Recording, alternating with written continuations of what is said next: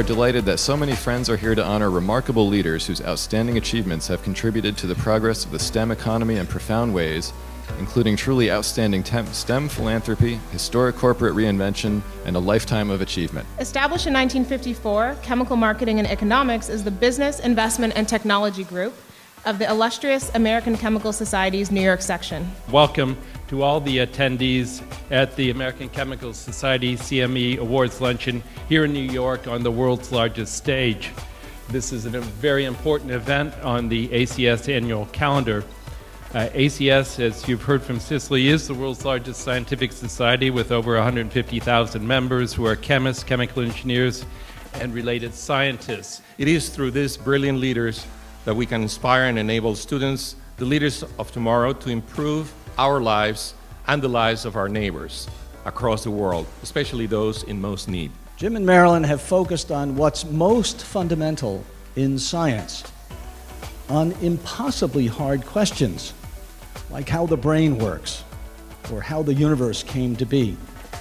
Impossible questions whose answers benefit humankind decades or even centuries in the future. The mission of the Simons Foundation is to advance the frontiers of mathematics and the basic science. And like so many of you here in the room today, we have a curiosity about science.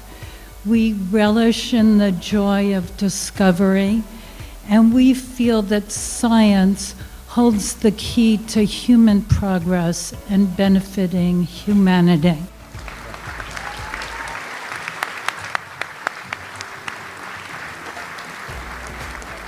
Who among us doesn't wonder, how did life begin? What started it out?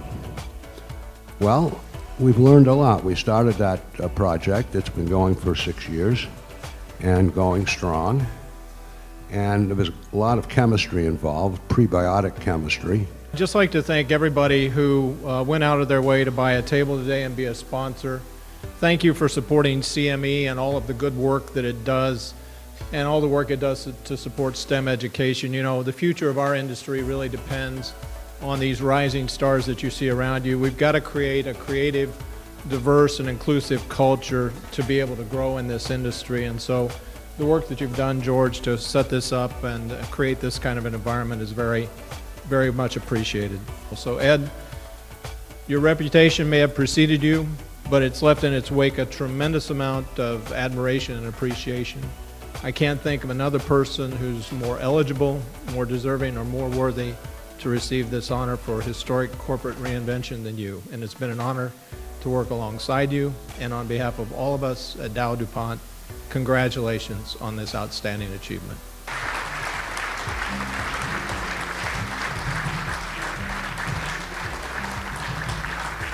The interesting thing, though, it was always connected to the science innovation and trying to reposition the companies or split the companies in a way that made more sense to connect the science to the marketplace and to the end customer so that the companies could grow and faster and prosper better going forward. And the DowDuPont deal is actually no different.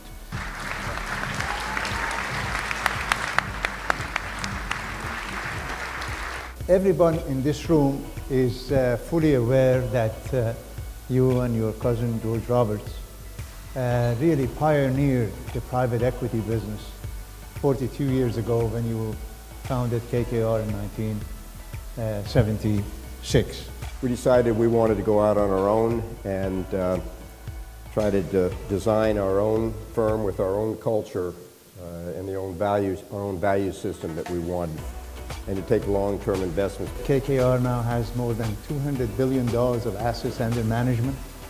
Your private equity arm owns 100 companies with sales of about $120 billion a year and 700,000 employees.